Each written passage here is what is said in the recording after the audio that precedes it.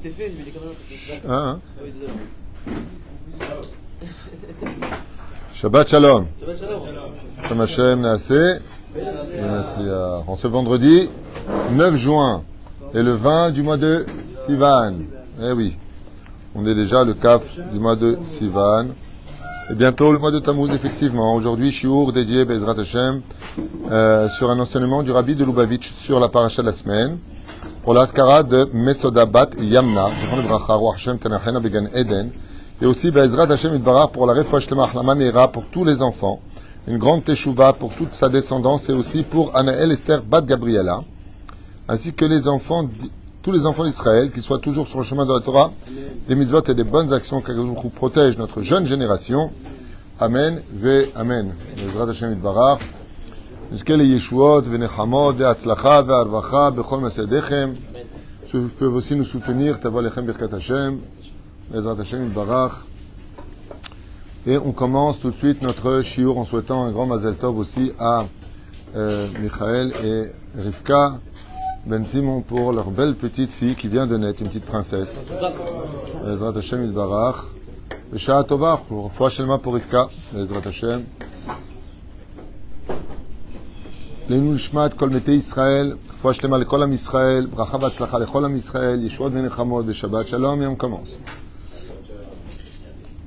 On a vu que Akadosh Baruch Hu peut tout, et surtout cette blague qu'on a l'habitude de faire, mais qui demande quand même réflexion.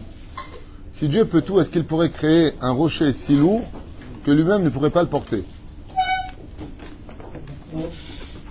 S'il peut tout, c'est qu'il pourrait créer quelque chose que lui-même ne pourrait pas porter. Et s'il ne peut pas le porter, c'est qu'il ne peut pas tout faire. D'accord? Oui, mais la question n'est pas là. La question n'est pas de savoir s'il a créé ou pas. La question, serait-il capable de créer un rocher si lourd que lui-même ne pourrait pas le porter? Est-ce qu'il serait capable de créer un poids qui dépasserait l'infini? C'est là. Et dans les deux cas de figure, il serait coincé, parce que s'il n'est pas capable de le faire, ben c'est que Dieu n'est pas capable de tout. Et si il n'est pas capable de le lever, ben c'est qu'il n'est pas capable de tout. Donc dans les deux cas de figure, il y a un hic quelque part. Donc, c'est une question piège à émettre. Mais cette question, pourquoi je la pose? Parce qu'il y a des choses que Dieu peut faire.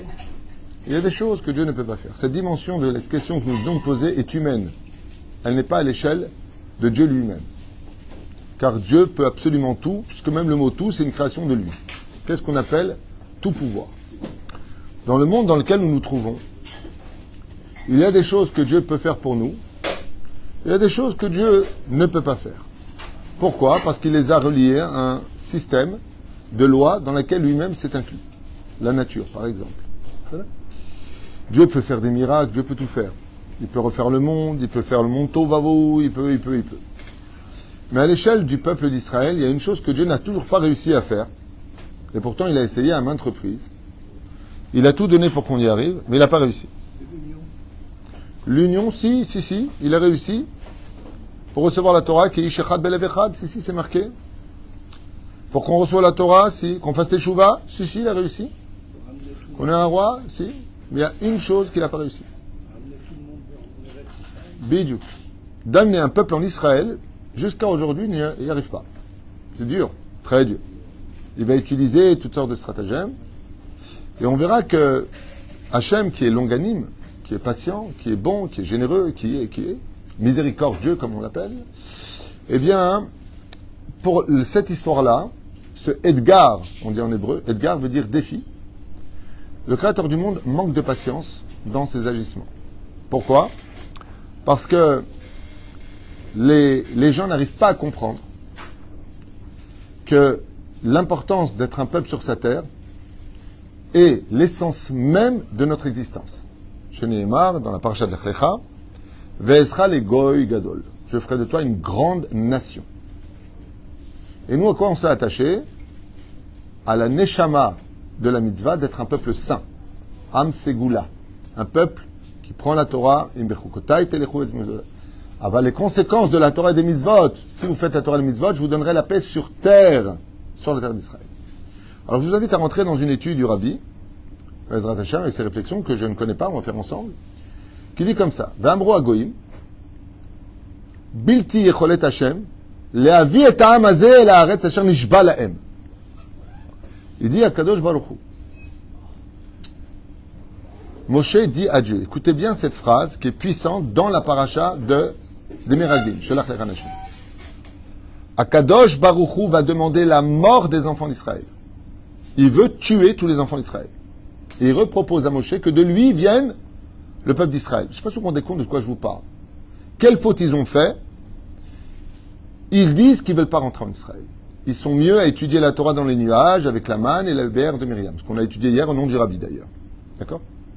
L'argument de Moshe, il est incroyable et invraisemblable. Il dit, Hachem, si tu tues les Juifs, les nations du monde auront quelque chose à dire contre toi, que tu n'es pas un Dieu qui peut tout faire. Je vous lis la phrase en hébreu. Ve'ambru hagoyim, mi bilti yecholet, Hachem, leavi et ha'am hazeh el haaretz asher nishba lahem. Ça veut dire, ils diront de toi, tu peux tout faire. Tu fais les plaies d'Égypte, tu peux ouvrir la mer, tu peux faire de Naparnassa, tu peux donner la santé, tu donnes la vie, tu peux amener la mort, tout ce que tu veux, Hachem. Mais en tout cas, il y a une chose sur laquelle tu te heurtes, je vous rendez compte l'argument de Moshe? Eh bien, tu vas donner un pitron de paix aux nations du monde, qui eux vont créer des dieux de toutes sortes en disant Dieu peut tout, et de toi ils diront, eh bien, le Dieu d'Israël, il peut tout, sauf amener son peuple sur la terre. Mort de rire. Et vous verrez que cet argument qui a été donné il y a 3400 ans par Moshe au Har Sinaï, dans le désert du Sinaï, à l'entrée du Jourdain, pour rentrer en Israël, est toujours utilisé aujourd'hui dans un combat farouche des nations du monde sur Israël. Dès qu'un juif monte en Israël, le sionisme, à proprement dit, d'accord? Eh bien, ça fait un débat, une guerre, et qui peut mener justement à de très très grosses conséquences. C'est-à-dire, ce qui dérange le plus les nations du monde, c'est pas qu'on pratique le Shabbat. Ce qui dérange le plus les nations du monde, c'est un peuple qui revient sur sa terre, et petit à petit, aujourd'hui, il y a une espèce de reconnaissance à peut-être l'existence du peuple d'Israël, puisqu'on va avoir une deuxième ambassade à Jérusalem. Mais par contre, si vous regardez sur Internet, si vous regardez dans tous les réseaux sociaux, c'est pas le mot Israël qui est écrit, c'est Palestine. C'est-à-dire qu'il y a usurpation d'identité d'un pays qui porte le nom de son peuple, Israël, parce que si tu appelles Israël-Palestine, ben ça veut dire qu'on est des Palestiniens. On n'est pas des Palestiniens. Le mot palestinien, c'est un nom inventé par Adrien, pour ceux qui connaissent un peu l'histoire. On parle pas de politique, là, on parle d'histoire, hein, c'est pas compliqué. C'est Adrien, qui ayant perdu la guerre à Bétar, c'est-à-dire ici en Israël, avec plus de 300 contingents, qui s'est retrouvé, moi je prends une grande tannée, il a tué des millions de juifs, ceci étant, okay, qui va changer le statut d'Israël et l'appeler, selon la Bible de Shmuel Aleph, pour ceux qui veulent étudier un petit peu l'histoire, au lieu de rester dans l'ignorance de ce que les médias veulent leur faire comprendre, qui va utiliser le nom des habitants du littoral d'Israël, qui s'appelait Philistin, et donc il va utiliser, il y en a qui disent que ce nom-là il est gréco-romain, Plishtin, Philistin, qui va venir enfin devenir Palestine. D'accord? Donc tout ça c'est une arnaque bien entendu qui est extraordinaire, même sur le domaine historique. Premier président palestinien, Yasser Arafat, ennemi numéro 1 recherché pour terrorisme. D'accord? C'est un truc de fou. Et en 1948, il n'y avait pas l'État palestinien, il y avait la Jordanie qui a été justement créée, premier roi de Jordanie, qui n'était même pas roi, c'était le chef, écoutez bien, parce qu'il faut quand même un peu l'histoire. Oui, c'était le chef des tribus qui a été nommé roi par les Anglais, d'ailleurs, si vous voulez étudier la suite jusqu'au bout, c'était Hussein de Jordanie. C'est-à-dire, même la Jordanie est un pays qui n'a jamais existé en tant que Jordanie, c'était un couloir pour passer de Mésopotamie au Moyen-Orient. C'est un... De quoi? Exactement. C'est en 1923 qu'a été créée la Jordanie par les Anglais. Je ne suis pas en train d'insulter quiconque. Je vous amène des faits historiques. N'importe quel prof d'histoire, qui juif ou pas juif, sioniste ou anti-sioniste, vous le dira. Mais enfin, pour ça, il faut juste apprendre un peu l'histoire. Et donc, chose qui n'est pas évidente. C'est pas évident d'apprendre l'histoire. L'histoire qui dérange. Pas évident. Donc on a inventé un peuple, on a fait des choses. Et jusqu'à aujourd'hui, ce qui dérange le plus marrant, c'est que ça dérange autant les juifs que les non-juifs. C'est le retour en Israël. Comme si c'était quelque chose d'impossible. Et dans la Torah, c'est marqué. Mi bilti yecholet Hashem le'avi et ha'am hazeh el haaretz asher nishba lahem. C'est-à-dire que le seul argument, je ne peux pas vous rendre compte la puissance du verset. Dieu, au lieu de dire pardonne-leur, tu sais, tu les as mis maintenant depuis quand même 2 ans dans des draps de soie. Je ne sais pas si vous comprenez. Je ne sais pas si vous comprenez de quoi on parle. Punaise. Au lieu de dire Hachem, tu as créé la Teshuvah, il sait là que ça ne passera pas. Pourquoi? Parce que Dieu, il en a ras-le-bol qu'on soit mésalzel, qu'on soit tout le temps en train de mettre de côté cette mitzvah, comme un jour, un avraire qui étudie la Torah du matin au soir, à se demander ce qu'il étudie à Créteil, a dit à mon ami Stéphane Fitoussi, il lui a dit, où est-ce que c'est marqué qu'il faut vivre en Israël? Il faut vraiment être un ignorant de l'étude pour dire une chose pareille. C'est juste marqué 56 fois dans la Torah, et c'est marqué partout dans le Talmud, et c'est marqué dans le Shulchan Aruch, c'est marqué... c'est marqué, tu t'as pas cette paracha dans la... T'as pas lu le verset qui se trouve dans le Bamidbar, chapitre 14, versets 15 et 16. Wow! Wow! Il faut vraiment être quelqu'un d'aveugle pour dire une chose pareille. Mais il n'y a pas plus aveugle que celui qui veut l'être. Exactement. Pourquoi? C'est pas une critique que j'apporte, c'est un état de fait. L'argument de Moshe, et le Rabbi dit, Kacher, Shavu, Ameraglim, Vekomemua, Am, Neged, Knesset Israël, quand sont venus ces 12 princes de la Torah, ces 12 rabbanim, Bikesh HaKadosh Baruch Hu le'amit et kol ha'am. Ça, c'est le Rabbi qui l'écrit. Mais c'est pas le Rabbi qui l'écrit, c'est Midrash Amchoma qui l'écrit, Midrash Agad qui l'écrit. Tout le monde l'écrit, tout le monde le sait. Masechet Sota. וכפי שאמר למשה רבנו, חנו בדבר וירושנו ויעשה אותך לגוי גדול ועצום ממנו. Je lui ai dit, attends, mais tu peux pas faire ça. Parce que quand tu nous as sortis d'Égypte, tu as promis à Abraham, Yitzhak et Yaakov de faire de nous une grande nation, que tu nous aiderais à conquérir cette terre et de nous y installer, parce qu'elle est l'héritage du peuple d'Israël. C'est pour ça que d'ailleurs je suis mort de rire de ces gens qui tiennent un drapeau d'Israël dans notre pays et qui sont anti-Torah. Les gauchistes et l'extrême gauche sont des gens qui n'ont aucune légitimité sur la terre d'Israël. Pourquoi? Parce que la seule légitimité qui te permet de dire que cette terre c'est la tienne, c'est la Torah. Donc si tu dis que la Torah, elle n'est pas importante pour toi et qu'elle n'a rien à voir en un pays laïque, automatiquement ce que tu es en train de dire, c'est que ton contrat, qui est ta seule preuve que ce pays est à toi, tu l'as mis de côté. Donc tu donnes toutes les possibilités à n'importe qui de prétendre que cette terre est la sienne. C'est-à-dire, même s'il y a de la place pour tout le monde dans l'absolu, s'ils veulent. Mais arrêtez de lancer des pierres. La reine Bissiata d'Ishmaïa, parce que nous aussi on a été étrangers chez eux. On a vécu en Tunisie, on a vécu en Syrie, en Libye. Les Juifs ont été partout. Et la Torah nous le demande. Tu accueilleras l'étranger avec bienveillance, car toi-même tu as été un étranger. Vous savez le mot? Tu accueilleras l'étranger. Tu peux accueillir un étranger tant que tu es nationaliste. Mais si tu perds ton identité nationale, alors ce n'est plus un étranger. C'est toi qui deviens l'invité de l'usurpateur. Enfin bon, ça c'est du savoir-vivre, hein, c'est pas de la politique, hein, c'est juste... c'est extraordinaire. כאשר שבוע מרגלים, אנוכי בדבר בראשנו ואעשה אותך לגוי גדול, ועצום ממנו, ועל כך התפלל משה. Et là, le rabbi, il dit, ça a été l'argument de Moshe. De dire à Dieu, ne laisse pas les nations du monde dire qu'en fin de compte, Dieu n'est pas si infini et si puissant que ça. Car c'est vrai que tu as réussi à tout faire, sortir un peuple de l'impossible du pays des frontières d'Égypte, mais de ramener Israël sur sa terre, qu'est-ce que ça va être dur pour toi, Hachem. Tant que tu nous laisseras le libre arbitre, si tu nous retires le libre arbitre, tu nous robotises, tu peux faire ce que tu veux. Mais si tu nous laisses le libre arbitre, qui est le but principal d'être un homme, eh ben, il va falloir que tu te casses les dents, Hachem. Shenemar, ve'amrou agoyim, mi bilti yecholet Hachem la vie et amazé. Tu vas faire rire les nations du monde à pleines dents. Regardez le Dieu des Juifs. Il n'est même pas capable de ramener le peuple d'Israël sur sa terre. Et donc, comme Dieu n'est pas capable de tout, il n'a pas eu d'autre choix que de les tuer dans le désert. En fin de compte, à qui Dieu, s'il avait tué les enfants d'Israël, il aurait donné raison? À Pharaon, qui avait dit une seule phrase, Mi va mi aolchim, tout ça pour sortir les enfants de la galoute, pour les emmener en Israël. Mi va mi, deux vont rentrer en Israël seulement, effectivement, Caleb et Yoshua. C'est les deux qui rentrent. Vechen, Moshe Rabbeinu prévient Hachem en disant une chose qui doit réveiller chez nous une grande réflexion. Qu'est-ce que vont dire les nations du monde que tu n'arrives pas à faire entrer les enfants d'Israël sur la terre? Moi j'ai une question à poser. Qu'est-ce qu'on en a à faire de ce que vont dire les nations du monde? Le linge sale se lave en famille, c'est une histoire de juifs entre nous. C'est Avinu Sheba Shamayim, c'est Dieu et nous. Qu'est-ce qu'on en a à faire de ce que va dire la France, l'Angleterre, l'Allemagne, la Suisse, la Belgique, le Royaume-Uni, l'Angleterre, tout? Marche pas de là, nous disait. Tchouvaï, vous n'avez rien compris si c'est ça. Lama. Pas parce que moi je le dis. Hein. Parce que les nations du monde attendent d'Israël au niveau national le chemin à suivre et à prendre pour eux. Or, la goïm. C'est-à-dire que tant que nous sommes des rabbanim avec des communautés en galoute, on ne peut pas donner l'exemple à la nation dans laquelle nous vivons. Pourquoi?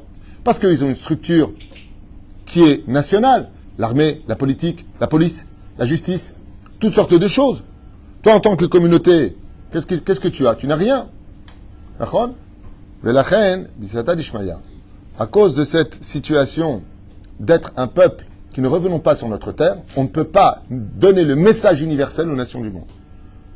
Et c'est pour cela que c'est très discuté, parce que d'être une nation à travers le fait d'être un peuple saint, c'est très compliqué en Israël. C'est un vrai combat qui demande un effort terrible, un effort d'union, chose très dure déjà pour nous à la base.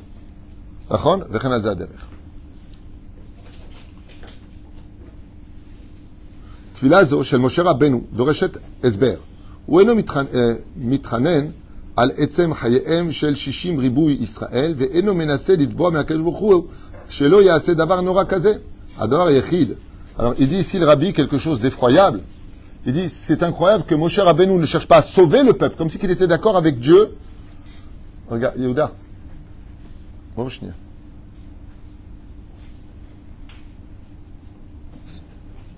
מישהו צריך להגיע לעשות שיפוצים בבית, ואני פשוט בשיעור. תגידו שיגיע. שהוא אומר, alors, le rabbi pose une question, mais qui est phénoménale. Il dit, mais tu te rends compte que Moshe, il ne s'inquiète pas maintenant de l'état du peuple d'Israël qui est menacé d'être mis à mort. Il est en train de dire qu'est-ce que vont dire les goïms. Oh, on parle de tes enfants, on parle d'Israël. Normalement, Dieu ne touche pas aux enfants d'Israël. Comme si qu'il était d'accord que Béhémet, Am Israël Chayav Mita. Incroyable.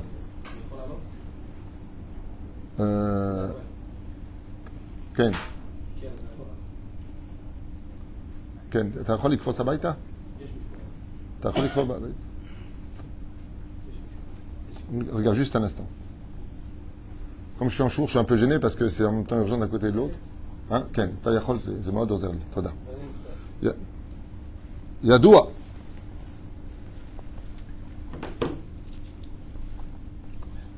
לא, אבל אשתי שם. רק תדפוק בדלת. צריך מפתחות, תודה. יאללה, בוא נמשיך. ידוע שהקדוש ברוך הוא רחום וחנון, תחתית הטוב והחסד, וכל מצוות הם לטובת בני ישראל והאדם. On sait très bien que Dieu est miséricorde et qu'il aime son peuple que tout au monde. Comment se fait-il qu'ici, le peuple d'Israël, dit le Rabbi, ne soit pas mis en cause? Qu'est-ce que vont dire les nations du monde? C'est ça ton seul et unique souci. כאשר הקדוש ברוך הוא ביקש להמית את כל עם ישראל, הרי גם לטובתם, כדי שיתכפר להם חטא הכבד. Donc on pourrait dire ici, dit le Rabbi, que s'il a proposé la mort pour les enfants d'Israël parce qu'ils ont refusé de monter en tant que peuple en Israël, c'est parce que c'était leur seul capara pour gagner leur teshuva. Ça veut dire que si vous comprenez bien ce qu'on est en train de dire au nom du Rabbi, c'est que celui qui refuse de monter en Israël alors qu'il le peut, Chayav Mita, c'est ce qu'il est en train de dire. Le Rabbi le dit dans une vidéo, où un Rav vient le voir, et il lui dit, dans cette vidéo, c'est mon frère Michel qui m'avait envoyé cette vidéo de YouTube. Tu vas voir la vitesse? Ah. Dans une vidéo de YouTube,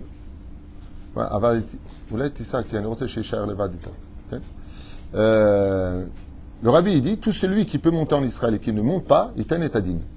C'est une vidéo sur laquelle vous pouvez la retrouver, où un Rav lui pose la question. Le Rabbi. On a expliqué ça hier dans un cours.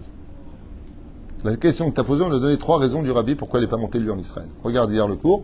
Parce que moi, ce qu'il y a de bien, c'est pour me suivre dans les cours. Vous avez 5300 cours qui vous attendent, mais en réalité, tous se suivent. Ce qu'on appelle une charchérette. C'est là? Bien fait. Et là, ce qu'on peut constater, c'est que quand il y a eu la faute du veau d'or, Moshe Rabbeinu il a défendu l'éthique du peuple d'Israël.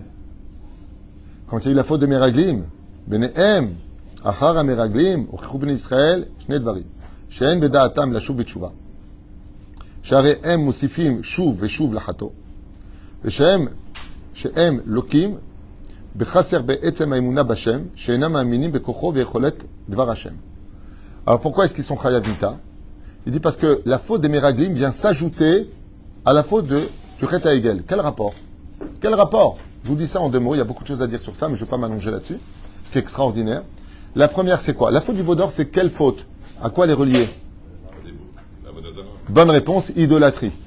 Et le fait de ne pas rentrer en Israël, à quoi c'est relié? Pour ça, il faut étudier Masechet Ktubot, Bedaf Kofiou d'Amoud Bet. Non, laisse-moi te finir, comme ça tu apprendras comme il faut. Ce que dit la Gemara. Kol adar bechutz laaretz keilu oved avodah zara ve'en lo eloka. Tout celui qui vit en dehors de la terre d'Israël est considéré comme si qu'il faisait de l'avodah zara, comme si. Et qu'il n'a pas de Dieu. Donc c'est ce qu'il dit le Rabbi. Mosif chet al chet. Je suis à la page 283 pour ceux qui croient que j'invente. Ce que je dis, 283 du livre Shulchan Shabbat. Donc qui est un condensé des enseignements du Rabbi. Que tout le monde d'ailleurs enseigne dans mon Lubavitch. Et c'est ce qu'il dit. Il dit ma Osifu chet al chet. Vebeze uchichu she'enam mitkavnim lachzor b'tshuva. Il montre par ici qu'ils n'ont pas l'intention, mamash, de faire une vraie teshuva. Waouh. Benehem v'achar hameraglim uchichu bnei Israël shnei dvarim. Deux choses ont prouvé. She'en beda'atam lashuv b'tshuva, sharehem mosifim shuv v'shuv lachato. Et la deuxième chose qui est encore plus grave, dit le Rabbi ici, she'em lokim bechaser be'etzem ha'emuna b'Hashem. Et qu'ils ont montré que tout ce qu'ils avaient eu dans le désert, avec le don de la Torah, qu'ils aient vu les 10 commandements donnés à Moshe, comme c'est marqué à la fin de paracha de Yitro, qu'ils n'ont pas d'émouna. En fin de compte, vous ne croyez pas en moi, dit Hachem. Parce que si vraiment vous croyez en moi, vous seriez monté en Israël. Ken? Est-ce qu'il n'y a pas une question qui... Une question? Il y a plein de questions. Est-ce que ça ne donne pas, entre guillemets, ça donne pas raison aux 80% d'Hébreux qui n'ont pas voulu sortir d'Égypte? Donc ils sont morts. Donc ils sont morts. Donc ils n'ont pas raison. Mais comme les autres, ceux qui sont non, sortis... donc ils n'ont pas raison. Est-ce que ça donne pas raison? Non, ça donne pas raison, Mais puisqu'ils sont morts. Comme ceux qui sont sortis sont quand même morts aussi, est-ce que le fait que les autres... Juste une question, les Mordechai. 80% Mordechai. Pour qui est l'humiliation de la mort des 80% et de la mort des 20% dans le désert? Pour qui est l'humiliation? Les 80%. Bonne réponse. Vous avez tout compris.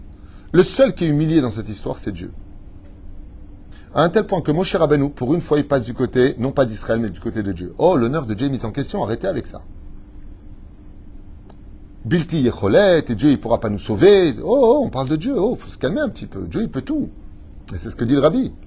Vous avez enseigné, dans une paracha, que Dieu ne peut pas faire la alia aux Juifs. Et que Dieu ceci et cela. Mais le pire, c'est pas ça. C'est que quand on a parlé à l'époque de la première alia, mais les gens disaient, mais c'est un rêveur, c'est un malade. C'est-à-dire que même le rêve de Herzl, ok, quand il a réuni au congrès en Hongrie, machin truc chouette, les gens me disent, tu vis dans l'utopie. Mais Israël, c'est un désert, c'est un endroit dangereux.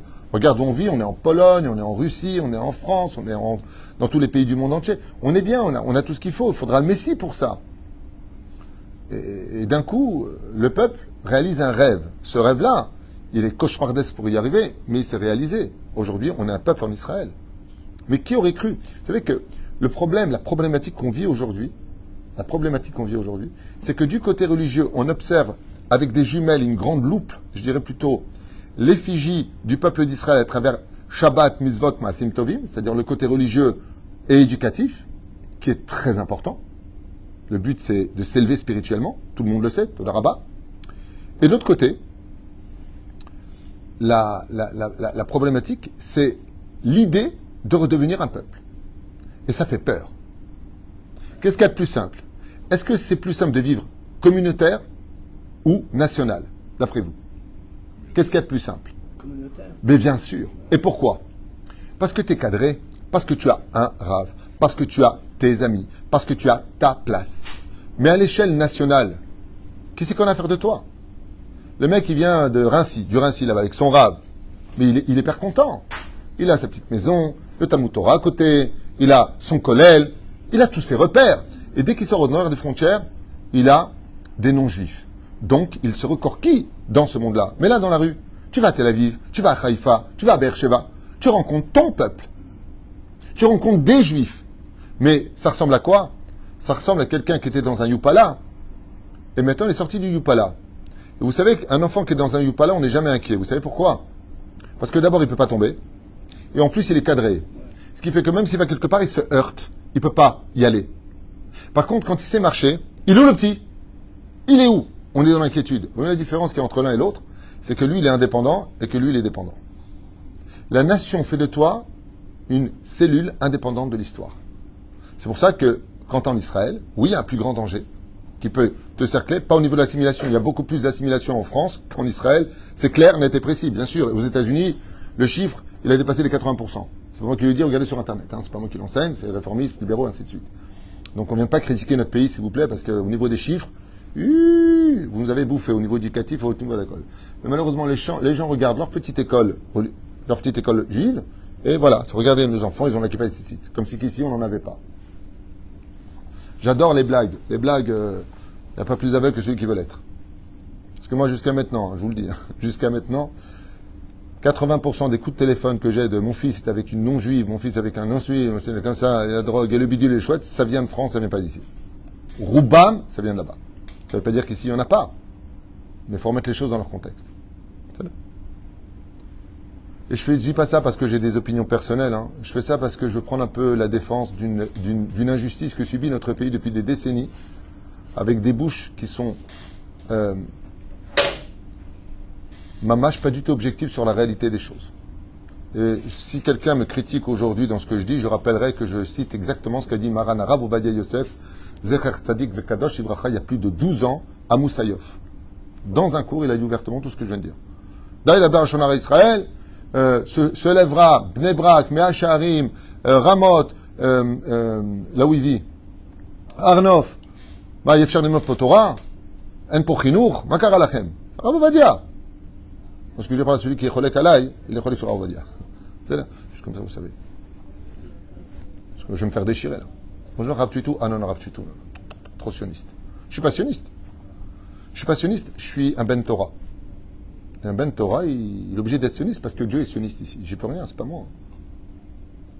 Le Kabetzenu Adonai Eloheinu Menagoim, non? Et pourtant, ne croyez pas que ma vie est facile ici. Ma vie a toujours été beaucoup plus facile en galoute qu'ici. La Mercedes, Country Club le mercredi, on brasse la main, baisse le pied. Le mettre. J'avais tout en France. Je gagnais 20 000 francs en France, à l'époque des francs par mois, à l'époque. Petite Mercedes couleur miel, Country Club, 4 mois de congés payés. C'est pas une blague, je ne vous mens pas. Et quand je suis parti de Tzara Torah, M. Amouya, le président, m'a même proposé de doubler ma paye à l'époque, pour que je reste. Je suis revenu ici, tout perdu. Bon, j'ai tout perdu, mais j'ai gardé une chose. Ma foi. Et ma foi n'a pas de prix. On m'a pris ma maison. La banque m'a appelé, m'a pris ma maison, j'ai perdu ma maison. J'ai tout perdu ici. Après les voitures, après la maison, ma femme, mon fils. Malo avarti po. Malo avarti b'chaim. Zamatsav. Et comment je vais? Très bien. Bien.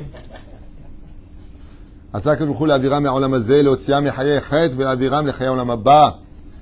Baruch Hu, dans sa grande miséricorde, il dit que la faute, elle est tellement grave de dire du mal d'Israël et de croire que Dieu ne peut pas installer les Juifs sur sa terre, que le seul tikkun qui restait, dit le Rabbi Lubavitch, c'était de prendre leur vie, qui était le tikkun d'avoir parlé du mal d'Israël. C'est pour ça que cette nuit-là deviendra Tisha B'Av, la nuit des catastrophes pour tous les siècles. La nuit des catastrophes pour tous les siècles. Et une question encore à poser, entre nous, entre fèges. À Emet. Quel rapport y a-t-il entre Tisha B'Av et la faute des Meraglim? Tisha B'Av, c'est les destructions des 2 temples. Et le rendez-vous fatidique et fataliste des périodes les plus difficiles du peuple d'Israël. Quel rapport? On n'a pas voulu rentrer en Israël et les 2 temples nous ont expulsés d'Israël. C'est le rapport. D'accord? Premier temple, Nabucodonosor envoie Nebuzradan. Il exploite Israël, prend, à l'époque de Yecheskel, les Juifs et les emmène en Babylonie. Il les sort d'Israël. D'Israël, on sort. Néron vient pour conquérir Israël. Il se rend compte que le Dieu d'Israël protège son peuple. Il n'a pas envie d'être le cobaye, le pigeon qui va faire le travail. Il fuit, se convertit, aura pour petit-fils Rabbi Meir Balanès. Qui le remplace? Quelle est l'abruti qui le remplace? Vespasien envoie Titus et c'est lui qui expulse les Juifs d'Israël vers la Galoute, vers Rome, et dans toute l'Europe. C'est le rapport. Vous n'avez pas voulu rentrer, Tchabéav, les Juifs sont expulsés. Comme vous... Ma'akesher Benem. Le rapport, c'est pas dans les deux cas cette notion de perte, de perte de la notion de peuple, de nation, dans les deux cas. Quel Le point commun. Je vais t'expliquer une chose. Enfin, je partage avec toi une étude. Le problème qu'on n'arrive pas à avoir ici, c'est l'union du peuple d'Israël. Vous savez, je vous l'ai dit hier, quelle différence y a-t-il entre être Yachad en Israël et Liot Echad be'Israël? Ma Evdel Benehem Amauti. Quelle signification? Vous savez que l'hébreu, c'est une langue exceptionnellement exceptionnelle. Parce qu'elle renferme en elle tous les secrets de toutes les intentions du Pardes, c'est-à-dire des compréhensions des plus simples aux plus profondes. Le mot Yachad, nous en Israël, on vit ensemble. Mais est-ce qu'on, pour l'instant, on se respecte et on s'aime comme il faudrait? Réponse, non. J'aime pas mettre des œillères. Non. Non, il y a encore de la haine entre nous. Clair. Et c'est quoi les lettres du mot Yachad? C'est Yud, Het, Dalet. Yesh, Chilouke, Deot. On n'est pas d'accord les uns avec les autres. Par contre, quand on dit Ehad, être un, uni, c'est En, Chilouke, Deot. C'est les initiales de Ehad. En, Chilouke, Deot. Cette fois, on est capable de vivre ensemble et de s'aimer. C'est pour ça que le but de la Torah, c'est de dire Shema Israël, Hashem Elokeinu, Hashem Echad. On sait très bien que Dieu est unique. Mais en réalité, Dieu ne peut être dévoilé que quand nous, on est Echad. C'est pas simplement que Dieu est unique, c'est que nous aussi, on doit être unique. Et d'être capable d'être uni, c'est d'être unique. C'est-à-dire un. C'est pour ça que le mot Echad, Gematria, Ahava, amour. Pourquoi amour? Parce que quand une mère aime son fils ou sa fille, un père aime ses enfants, vous verrez que même s'ils ne sont pas d'accord, ils seront toujours à prendre la défense l'un de l'autre. Touche pas mes enfants. Et pourquoi tes enfants? Pourquoi? Parce que malgré tout, on arrive à les shtalev betochadeh shel hasheni. Donc, qu'est-ce que c'est le lashon hara? C'est un manque d'amour, comme s'explique le Chafetz Chaim. Quand on fait du lashon hara sur une personne, c'est tout simplement parce qu'on a mal fait la mitzvah de ve'ahavta l'iracha kamocha. Parce que comme tu aimes vraiment, vraiment quelqu'un, si tu dis du mal de lui, c'est pour le guérir, c'est pour l'arranger, c'est pas pour le critiquer, c'est pas péjoratif. On revient à l'étude? Parce que je dois me casser, on m'attend à la maison aussi. Donc. Il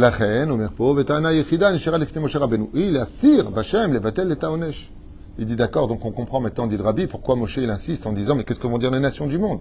Parce qu'en réalité, le fait de vouloir exterminer le peuple d'Israël pour cette faute si grave, que de ne pas vouloir rentrer en Israël en tant que nation pour être enfin dans notre rôle à jouer, c'est-à-dire la raison pour laquelle nous sommes Israël, un message universel, eh bien, on vient de le rater. Et qu'est-ce qu'on est passé?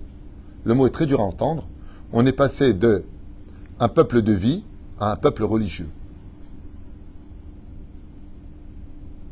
Je répète, un peuple de vie qui aime chayenu ve'orech yamenu ve'em negam v'layla, un peuple qui vit sa Torah, qui étudie sa Torah, à un peuple religieux. C'est-à-dire que quand on est communautaire, on est religieux. Quand on monte en Israël, on est Ouma, c'est-à-dire un peuple. Et ça, c'est une différence qui est très importante. Quand on est un peuple, une Ouma sur sa terre, et qu'on fait tous les chouvas, on devient Goy. Goy Echad Baaretz. Une nation, Goy, ça veut dire nation, il n'y a pas d'ambiguïté. Goy Echad Baaretz. Qui est appelé Goy dans le judaïsme? Nous. Nous, on appelait Goy. On dit dans la prière de Mincha tous les Shabbats. Goy Echad Baaretz. Une nation sur sa terre. Pourquoi tu dis pas Am? Réponse, parce qu'ici, un clin d'œil qui est fait, qu'une fois qu'on sera une nation sainte sur notre terre, les Goïms pourront enfin comprendre quel est leur rôle à jouer dans la complétude du service divin avec le peuple d'Israël. Sinon, je tourne un petit peu, franchement, au niveau idéologique, au racisme. Enfin, je ne comprends pas. T'es de confession juive, il est de confession chrétienne, musulmane, bouddhiste, sectaire. Il ne faut pas être raciste. Et il a raison de le dire. Mais si j'appartiens à une race, prenons l'exemple. Prenons l'exemple. Bête. La race des félins, comparée à la race des humains dans l'exemple. Ok? Je vais donner deux animaux, vous me dites ce que vous en pensez. Un chat et une lionne. Quelle race? Félin. Très bien. Ils ont les mêmes principes, les mêmes défenses. On est bien d'accord? Est-ce qu'on peut les marier ensemble? Pourquoi non? C'est la même race. C'est pas du racisme. C'est que c'est pas matim. C'est vrai que ce sont une race, ce sont des félins, mais ils ne sont pas félins pour l'autre. une lionne n'est pas compatible avec un chat. Je dirais même qu'elle le mangerait volontiers. Une lionne est faite pour un lion. Parce que dans la race, il y a aussi des degrés de race. C'est-à-dire de détermination sur le statut de chaque animal. Un juif, c'est pas un non-juif. Un juif, c'est pas un non-juif. Et un non-juif, c'est pas un juif. C'est Péroucha d'abord. Chacun doit être dans son lieu, dans sa place, dans son identité. Et que devient un converti dans ce cas-là? Le converti, c'est celui qui est capable de passer de l'échelle des nations du monde à celui qui veut accepter l'idée de rentrer dans le pôle d'Israël. La Gemara dans Masechet Rosh Hashanah, Bedaf Yud Aleph, nous rapporte justement Rashi sur place, qui dit que même les Neshamot juives font le choix de n'être juifs ou pas. Où est-ce qu'on apprend ça? C'est pas marqué comme ça exactement, c'est marqué que quand Dieu a créé le soleil et la lune, quand il a créé le monde, il a demandé, est-ce que vous acceptez d'être créé? Et là, on fait un Kal Vachomer. Si Rashi nous dit que Dieu a demandé à la nature si elle accepte son rôle de se lever, de se coucher, de ceci et cela, donc aussi à nous. Qu'est-ce que c'est un converti?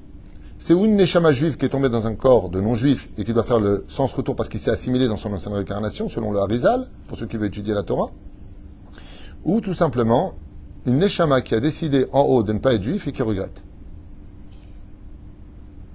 Hein? Comme ça explique Rashi. Tov, chazak ou barou. Namshir. Iskul et Tria. Donc qu'est-ce qu'il fait Hachem? Il dit, puisque vous avez raté ici l'entrée d'Eretz Israël, je vais les mettre à mort, ils auront Triat Ametim, comme ça ils pourront rentrer en Israël. Ok. Iskul Bekashazo, Shel Moshe Rabbeinu, Uchlaf Haonesh, Mimitat Dor Amidbar, Bemeshach 40 Shana. Et donc, à la place de la mort, waouh, ce que vous allez entendre est vraiment une bombe atomique du Rabbi, hein, c'est pas moi qui le dis, je répète parce que vous allez dire que c'est moi qui trafique. Bisrout Bakashato, Shel Moshe Rabbeinu, à la place de la demande de ne pas tuer les enfants d'Israël. Uchlaf Haonesh, traduisez. La punition a été changée.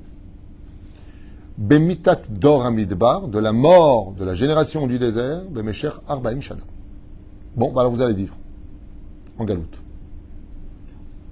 Je ne sais pas si vous avez compris ce que je viens de dire, mais c'est. La punition de vivre en galoute. C'est-à-dire, au lieu de mourir, je vous laisse en galoute. La punition, c'est la mort, c'est la galoute. C'est comme la mort. Ah, vous ne savez pas lire l'hébreu ou quoi? Vous comprenez pas l'hébreu? Dieu dit à Moshe, bon, j'accepte, au lieu de les mettre à mort, ben, je vous laisserai en galoute. Waouh!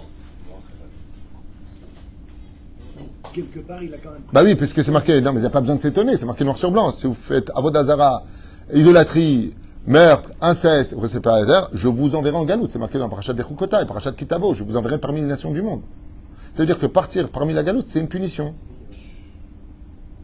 C'est pour ça qu'un juif doit sentir toujours un mal-être quelque part dans sa vie d'être en galoute. Il doit tous les jours ne jamais. C'est pas moi qui le dis, c'est le Teilim. Im eshkachech Yerushalayim, titbak leshoni, baruch ata Hashem, bon Yerushalayim. Ah, vous n'avez pas besoin de moi. C'est évident. Vous avez remarqué quelque chose ici. La ta'ana de rester en galoute pour les Meraglim, c'est de préserver la Torah. Ce qu'il dit le Rabbi hier. Ils ont voulu préserver, dans le cours qu'on a fait hier, leur Torah. Quelle différence il y a entre ça et ça? C'est-à-dire que si je reste en galoute pour préserver ma Torah, c'est pour que je sois l'héritier du monde futur. Ça veut dire que tu penses à toi et ton monde futur. Si tu montes en Israël, tu prouves que tu as de la Emouna. Et ce n'est plus ton monde futur qui est en cause. Car celui qui marche 4 pas en Israël, Kufyut Aleph, Amoud Aleph, Masret Ktubot, Uftah Shuban Olam Haba. C'est promis qu'il a le monde futur. Mais si tu montes en Israël, tu montes plus pour toi. Tu montes pour Dieu, pour ta nation et pour les nations. Truc de fou. C'est celui qui est capable de manger son steak et son verre de vin, à celui qui est capable de créer un restaurant donné à manger à tous les pauvres. Je passe à l'échelle nationale. On finit. Et donc ils auront à la fin un Triat Ametim. Machloket Rabbi Akiba, Rabbi Eliezer dans la Gemara Emet. Ah bah, je suis bête. Comment Shama Rabbi Eliezer dans la Gemara? Bah oui. Je l'ai pas lu, hein, je ne fais pas exprès. Dans Sanhedrin, Betaf Koufret, là-bas, Amar Rabbi Eliezer, ok? Dor Amidbar, Baim, Hen, Laolam, Abba. Ils seront héritiers du monde futur. Pas Hen, avec Aleph, Hen, eux. C'est la kavana il et triat ametim. Et car mashma medivrea midrash ou le Zohar kadosh qui dit le Zohar ach mevaer chez atam chez Moshe Rabbeinu lo nichnas eretz Israël et la nigbar bamidbar kedei sheishaer im dor amidbar velatid lavo yakum bene doro. Qu'est-ce qu'il dit le Zohar kadosh? Il dit c'est pour ça que Moshe a dû rester avec eux. Au niveau moral, c'est parce qu'un capitaine ne quitte pas le bateau avant que tout le monde le descende, personne ne descend, il coule avec. Au niveau du piège, je vais vous dire où il est. C'est l'histoire d'un mec qui doit aller se marier. Il a un pantalon blanc, costume de lin, magnifique, beau gosse, la petite fossette, un peu les dents jaunes, un Tunisien quoi. Et donc il doit se marier comme ça. Et en traversant une salle très obscure, il n'y avait pas du tout de lumière, il fait tomber de la monnaie. Il se rend compte qu'il a un trou dans sa poche, et il y a de la monnaie qui tombe par terre. Ding, ding, ding, ding. Il l'entend. Et là, il fait un calcul. On m'attend, il y a une choupa, le sol, il est sale. Qu'est-ce que je fais? Eh bien, tant pis pour la monnaie, j'avance. Seulement. En avançant, il se rend compte que la bague de mariage qu'il doit mettre à son épouse, elle est aussi tombée avec. Sans ça, c'est compliqué. Sans aucune hésitation, comme il y a un diamant, on n'a pas le droit de prendre une bague avec un diamant pour la mettre au doigt. Il faut qu'elle soit lisse. Hein. C'est juste un exemple. Eh bien, sans aucune hésitation, il se met vite par terre, parce que là, par contre, il lui faut sa bague. Mais maintenant qu'il est par terre à quatre pattes et déjà tout sali, ben, il va ramasser sa monnaie. Ainsi dit le Créateur du monde. S'il n'y avait pas eu Moshe avec eux, je ne serais pas parti récupérer ces gens qui se sont comportés comme de la monnaie. C'est pas que les gens sont de la monnaie, mais vous êtes comportés comme de la monnaie. Mais maintenant que Moshe est avec vous, que le Chafetz Chaim est à Radin, que le Gaon de Vilna est à Vilna, que le Rabbi est à New York, quand j'irai récupérer mes diamants, je récupérerai tout ce qu'il y a autour. Le Pérouch Adava. C'est ce qu'il dit ici le Rabbi. Pourquoi est-ce que Moshe est resté? Parce que comme ça, Dieu est obligé de venir chercher Moshe. Et ainsi donc, il prendra avec eux tous les enfants d'Israël. Même si le Zohar Kadosh nous fait un clin d'œil en disant que Moshe, en réalité, il est rentré en Israël. Il est mort au Arnevo et Dieu l'a enterré en réalité, non pas Be Arnevo, mais à Hebron. Il est avec Abraham, Yitzhak, Yaakov et Adam Arishon. Selon une autre opinion. Ouais. Qui vivra, ou plutôt qui mourra, verra. J'adore mon humour. Et quand Efshar l'ilmod. Et Godel Achiuvam, Vechubev, Kadosh Baruch Kol Yehudi, Vechol Matzav Shebo Nimtsaim. Et là, la Chassidoute vient et dit, on apprend que pour le bien comme pour le mal, tout ce que fait Akadosh Baruch Hu, il se bat toujours pour nous, pour que chaque juif ne perde jamais son monde futur, même si ça doit passer par de grandes punitions, voire jusqu'à la mort. Des fois, Dieu est obligé de prendre une personne maintenant, parce que c'est maintenant son tikkun, et que le seul remède qui reste pour lui, c'est de rendre son âme pour être l'héritier du monde futur, car s'il n'avait pas été puni, eh bien la punition aurait été tellement grave qu'en partant de ce monde, il n'aurait pas eu ce monde futur, ça aurait créé un obstacle à son entrée au monde futur. Kol Israël, Yeshlem, Helek l'olam haba. Ou me'achar shekol Yehudi ou Natsar Matai, Masayada Litpaer, que chaque juif est une création de Dieu lui-même, dit le Rabbi Lubavitch. Et bien même quand on dit que Dieu veut exterminer le peuple d'Israël, c'est parce que des fois, dans notre conduite, ne lui ayant pas laissé le choix, des fois le médicament, c'est l'opération chirurgicale qui fait extrêmement mal, qui est douloureuse, qui demande d'endormir une personne, mais tout ça en fin de compte pour le guérir. Mais en même temps, des clins d'œil sur le comportement de Moshe qui dit, eh bien, voilà où on en est. Yiratson, Sheniske, Kulanu, même si c'est pas facile de vivre en Israël et que tout est devenu extrêmement cher. Je rappelle qu'il y a 3 raisons pour lesquelles on a le droit de ne pas monter en Israël. C'est tant que t'es pas monté, ben, comme dit le Rabbi, tant que t'es pas monté au Limbok du Cheval Yurdim, mais Bezrat Hashem, c'est celui qui va chercher sa parnassa, chercher une épouse, ou rejoindre son rab pour étudier la Torah. Mais ce que dit la suite, il y a une suite quand même. Il faut qu'il ait une date de retour. Bah, tu t'en vas, tu reviens pas. Une date de retour. Chercher une femme, c'est pas 1000 ans. Va chercher un clin d'œil. C'est la Tunisienne. Viens ici. Viens ici. Hein. Local.